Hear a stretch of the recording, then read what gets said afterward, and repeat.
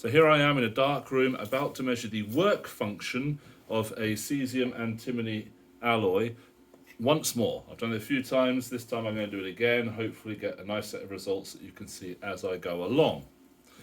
What do I have? I have the Planck's constant apparatus. Let me move a bit closer. Planck's constant apparatus, which consists of, can't see it very clearly, here it is, a caesium antimony photocell in here, ammeter connected in series with the photocell here, a voltmeter connected in parallel, and I can put a reverse potential difference across this photocell to stop the electrons. So first, a quick little bit of physics. Photoelectric effect, we've got the energy that a photon has being given to electrons within the metal, and those electrons to leave a metal surface have to spend this much energy. That's the work function. So if I place a picture here, there's a metal surface, photon comes in with the energy HF, an electron within the metal, in order to get out of the metal, loses phi amount of energy. The rest of the energy that the photoelectron, as we now call it, has, the rest of that energy is going to be its kinetic energy. Now in the photocell, what we have is two electrodes, badly drawn like this. And if we place a positive potential and a negative potential, or at least make sure there's a potential difference across these electrodes, so there's an electric field in this direction, then any electrons that come off the surface are going to be accelerated back towards the surface by that electric field. The bigger the potential difference, the greater the electric field strength. The greater the electric field strength, the greater the force on the electrons. The greater the force on the electrons, the greater their acceleration. The greater their acceleration, the smaller their displacement when they get to that maximum distance from the positive plate. And you can visualize it as a simple sort of projectiles problem if you want, although it's not arranged so there's a uniform field, but you can visualize it this way to help. So some electrons are going to be emitted from the surface of the metal. They're going to have loads of energy. Some are going to be emitted from deeper in the metal as the photons penetrate into the metal. And they're going to have to do some work getting to the metal surface before they can escape. What that means is there's going to be a range of kinetic energies of electrons that are liberated from the metal surface up to a maximum kinetic energy. And if I have a potential difference large enough, then even those fastest moving electrons, those with the highest kinetic energy, can't reach the other electrode. They're going to fall back to the electrode whence they came. Now, if I connect some sort of very sensitive ammeter to this photocathode, then if electrons do make it to the other plate, I'll be able to detect that as a flow of charge, as a current. But if they don't get across that plate, if no electrons get from this plate to this plate, then there'll be no photocurrent at all. The potential difference that causes that is called the stopping potential. So the maximum kinetic energy that electrons have when they leave the metal surface, if we make that equal to the amount of energy that electrons lose as they move across a potential difference Vs, we call that the stopping potential, then we end up with this equation here. Instead of talking about photon frequency, we can talk about the wavelength of electromagnetic radiation, dividing through by hc, where c is the speed of light, h is Planck's constant, you get this.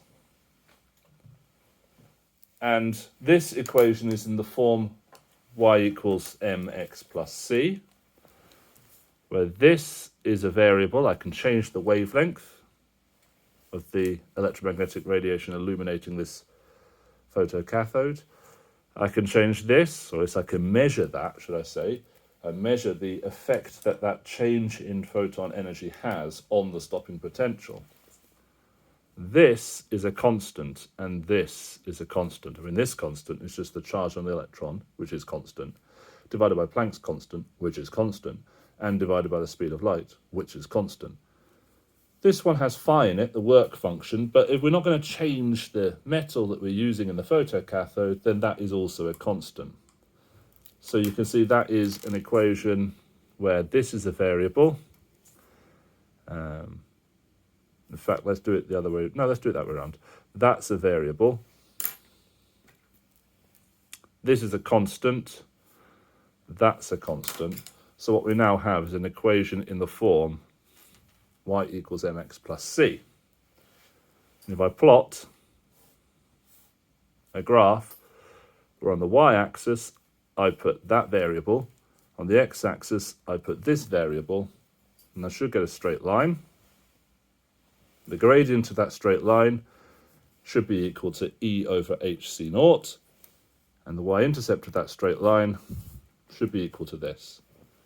So we can get the work function by multiplying the intercept of this graph by Planck's constant and by the speed of light. I'm using the subscript 0 on the speed of light so we don't get it confused with the y-intercept c. So that's the experiment. That's what we're going to do. How are we going to do it? Well, we have our photocell here, as I showed you earlier. All the wires connected to this voltmeter with a DC shunt. We can use that to measure the potential difference, so that I can reduce the potential difference across the electrodes, or I can increase it. We've got here an incredibly sensitive ammeter. It's called a galvanometer. The spot might not be very visible, I've got all the lights on, but there's a spot here. And if a current flows, then you'll see the spot move away from 0, indicating that there is current. If I increase the potential difference sufficiently high, this is going to drop back down to 0. We have no current. So we're going to use this. What we're going to do is we're going to start with high potential differences and reduce it until this spot reaches 0, and then record the potential difference when that happens. So we're going to call that the stopping potential, and do that for a bunch of different filters. So here's a coloured filter, and I've actually found some decent filters now. Got 6 of them, which is better. They're very, very good filters. So if I put that in front of the camera, you're going to see almost no light getting through at all. And you can just about see some light. There's this one here. Oh, actually, the camera compensates, so that's okay. You can kind of see the different colours for the different filters. And what's this one? It's a deep violet one, it should be. I mean, there's just nothing getting through that at all. Nothing you can see, make out. So I've got these different filters. These I quite like because they've got the wavelengths written on them in angstroms, but I can convert that easily enough. So they've got the wavelengths written on these filters, so I can just use what it says. If you want to know how to measure the wavelength of light that's passing through a filter, in a previous video I used the spectrometer to do that measurement. So I'm not going to do that again now. I'm going to take what's written on here as truth. Okay, let's set up our table. Those are the wavelengths I'm going to use. I'm just going to pick one of these at random to show you. So you can see here it says 5,750 angstroms. That 0 should be above the A, but I guess they couldn't type that. To 6,100 angstroms. So an angstrom is times 10 to the negative 10 meters. So that's 575 nanometers to 610 nanometers. Now, we are going to use the lowest wavelength photons that can be transmitted through this filter, because those will be the ones with the highest energy. So there's my table set up ready. I've already calculated the reciprocal of the wavelength in units of per meter. So I'm using the standard sort of SI units. And I've got my filters ready to go. I've got this, got my lamp. So let's turn the light off and let's do this experiment. Trying to go so you can see as much on the screen at the same time as you can. So we've got our edge spot here. I put a very high potential difference because I don't think that any photons are going to have enough energy from this lamp at that potential difference across here to reach the other side. And that'll help me calibrate this galvanometer, this very sensitive ammeter, for 0, so I can slide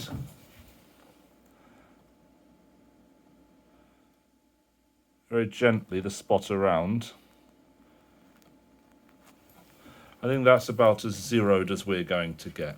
So we're going to watch that spot really closely for when it moves. Let's start with the 620 nanometer filter. Place that here, so only that wavelength of photon is arriving at the photocathode.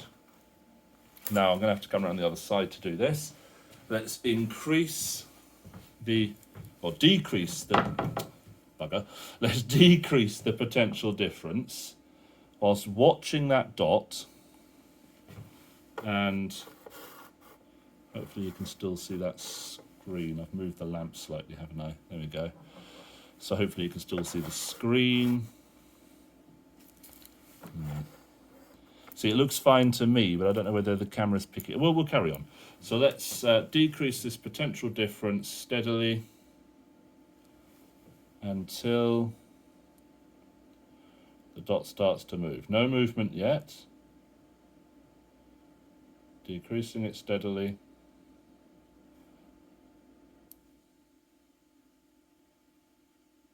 Nothing, nothing, nothing.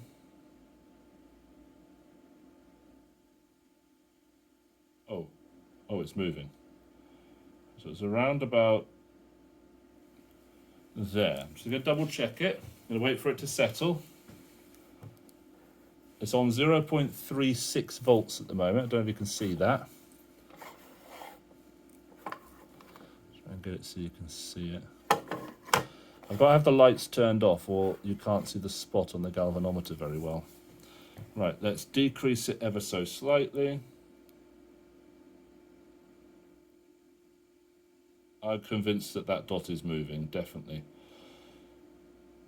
0.36, let's increase it from 0.36 and see if it moves back at all. No, I don't think so, nothing I could see. Right, 0.36.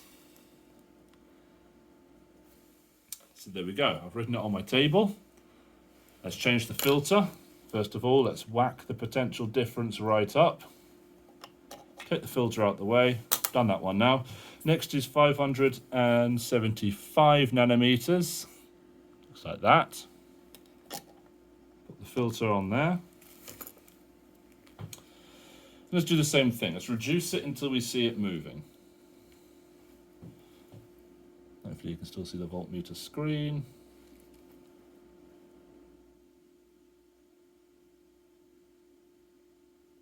Oh, it's moving around there-ish. Drop it and see if it moves. Yeah, it definitely moves from there. Let's put it back on 0.51 and then increase it and see if it moves. No, it doesn't move. Not really, it's still swaying, but it doesn't move away from 0. So I think that's 0.51. You'll look really closely to see when the dot moves. Not an easy thing to see. Right, so table of data is slowly getting completed. Let's whack that potential difference back up again. Take off the 575 nanometer. Let's go with the 530 nanometer filter. There it is. That's what 530 nanometers looks like. Pop that in there. You should still be able to see the voltmeter, I hope.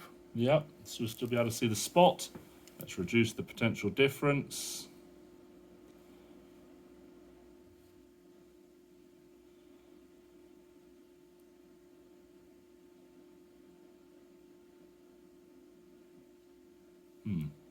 Okay.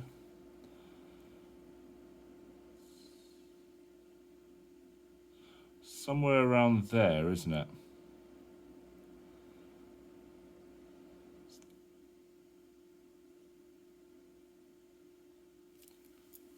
See if I can get any more sensitive. It's already on direct. It's already as sensitive as it can get.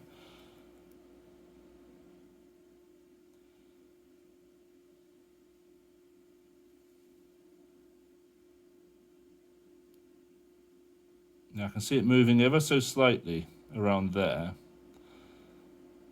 Above 0.7 it definitely doesn't. Below 0.7 I think I can see a tiny bit of movement when I wiggle it. So I think that's 0.70. Tiny bit of movement. You've got to be really look close to it to see if you can see it moving. I mean, if I drop it down way below 0.7, you can see that moving really clearly. There's not that many photons getting there. See, maybe I could move the lamp a bit closer. Oh no, because that's going to change how I view this. No, let's not do that. Right, okay, let's whack it up. Higher than that. Let's go with 470 nanometers. That sort of color there. Let's lower it down. So we're looking for the first signs of movement.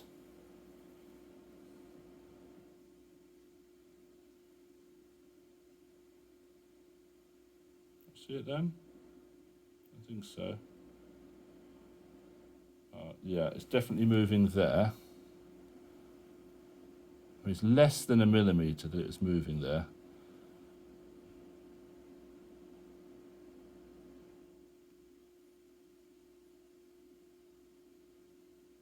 I get it to about just around about 1 volt. Let's call it 0.99. Get to about 1 volt, and you can see it's well, let's go with 0.99. You can see that it was just about starting to move. Right, whack it up. Let's go with another one. Let's go with the 450 nanometer. 450 nanometers. Looks a bit like that, darker blue.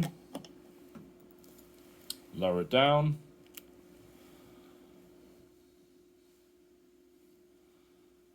No movement, no movement, no movement. No movement, no movement, no movement. Right, I think I see movement around there. I'm going to move this closer. And you're going to go, it's not a fair test. This shouldn't make a difference to the results, although it's going to be harder to see the voltmeter screen now, isn't it?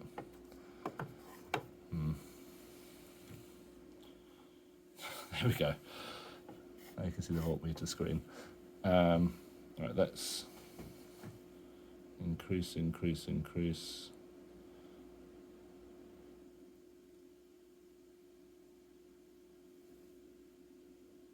I can convince myself that I can see the tiniest of bits of movement. Might not even be moving a pixel on your screen. But I can convince myself that I can see the tiniest bit of movement still at about 1 volt, 1.05 volts.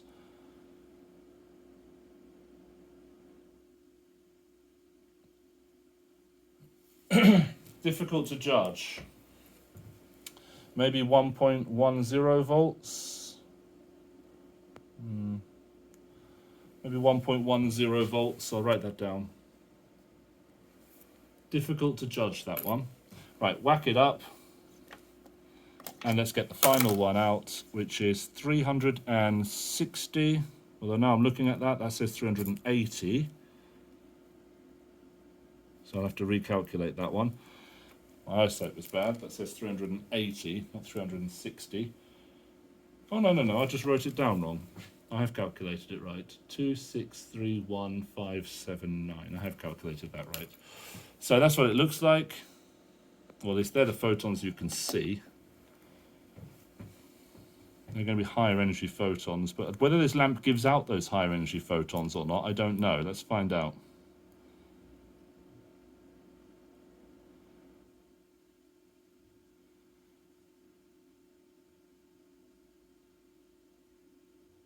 No, this looks exactly the same as the other one. Don't think I'm getting those higher energy photons, so I'm going to abandon that one. Look, if these two are the same, I'm not sure about this one, but this one I'm even less sure about. I'm not sure the lamp gives out those higher energy photons. Right, let's analyse the results then. Alright, those are my results. It's a graph paper. Axes.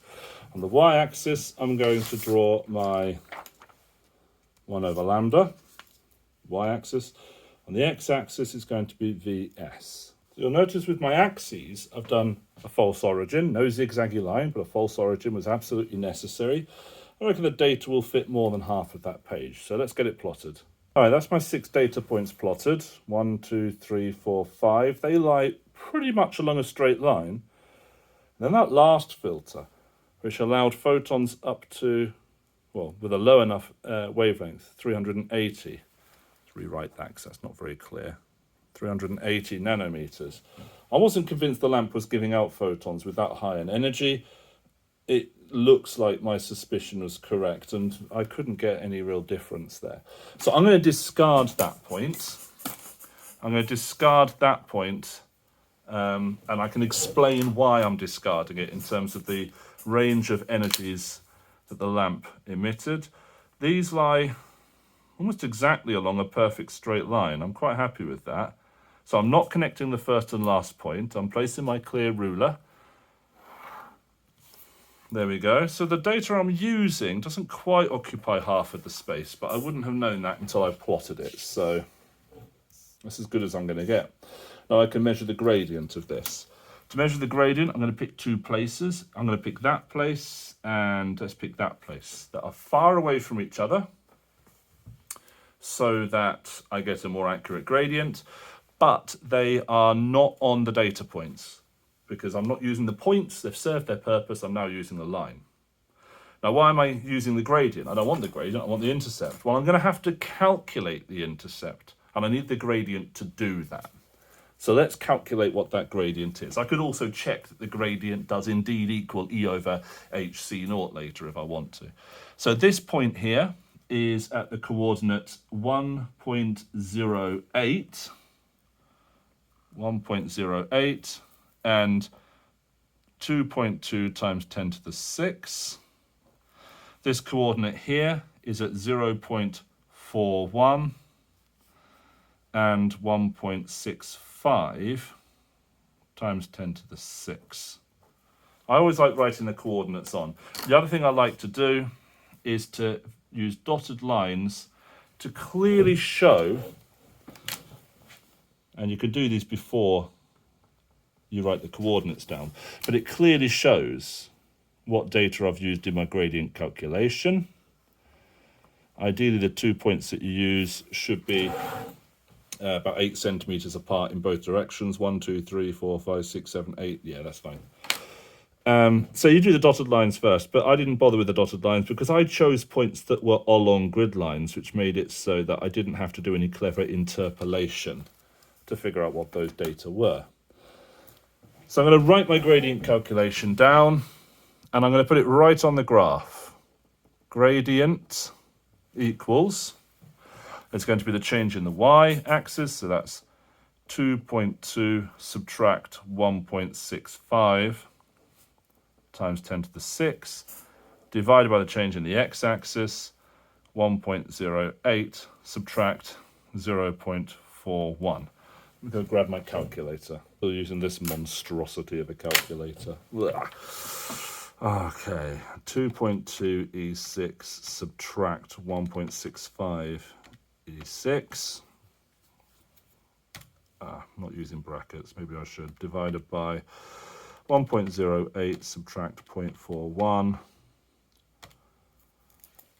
It gives me the gradient as 820,896, let's call it. Way too many significant figures there. Units, we need units. So this is going to have units of volt to the -1, meters to the -1. Gradients have units. We need that unit divided by that unit, so it's that. Now I've got the gradient, I want the intercept. The intercept is going to be equal to, and look at the way I'm writing it all down. It's going to be equal to some y value subtract the gradient multiplied by some x value. Okay, well, I'll use this point because it's the largest data point that I've got.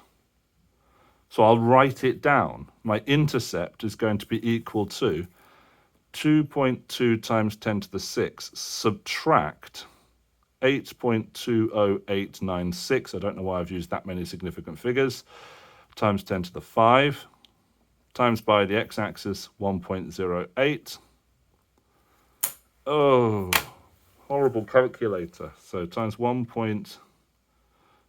Oh, you have to actually put. Oh, it's horrible. Oh, everything about it is horrible. Minus answer plus 2.2 times 10 to the power of 6. Oh, horrible calculator. Right, so anyway, that's the intercept. 131,343. 3, let's call it. Units are going to be per meter, because it's just going to be the units of the y-axis. And the final stage is to use that intercept. So phi is going to be the intercept multiplied by h multiplied by the speed of light. I'm not going to bother writing those constants down. So 6.63 e, put the minus first, 30, I think that's what it is, that's from memory, times 3 times 10 to the 8 times ans. And I've got that. So I've got my, put it down here. I've got my work function now, and that's in joules. Usually we want it to be in electron volts, so I have to divide that by 1.602, ans divided by 1.602 times 10 to the negative 19, and we get 1.63 electron volts. It's not bad. It's supposed to be around about 1.65, so 1.63 I'm quite happy with. We can double check that the gradient does indeed equate to E divided by H divided by C. I mean, I'll just quickly run that into a calculator now. So E, 1.6 E minus 19, divided by H, which is 6.63 E negative 34, and divided by C, which is 3E8. And you get 804,000-ish. We've got 820,000. It's not a million miles away. It's not bad at all. Don't know if you can even see my calculator screen there. There we are. There we are. I've got some light on it. So the numbers are pretty comparable. You know, I could do that, subtract 820,896 to get what the difference is, and then divide it by what the number was supposed to be, which I'm going to have to recalculate now because this calculator doesn't have a stack on it. Oh, why do people use these things? 34 divided by 3 times 10 to the 8. Okay, so we're talking about 2%. Is it really as low as that? Okay. 2% error on that gradient. 2% error is not bad, I would say. And so there we go. That is our experiment done. Ta-da!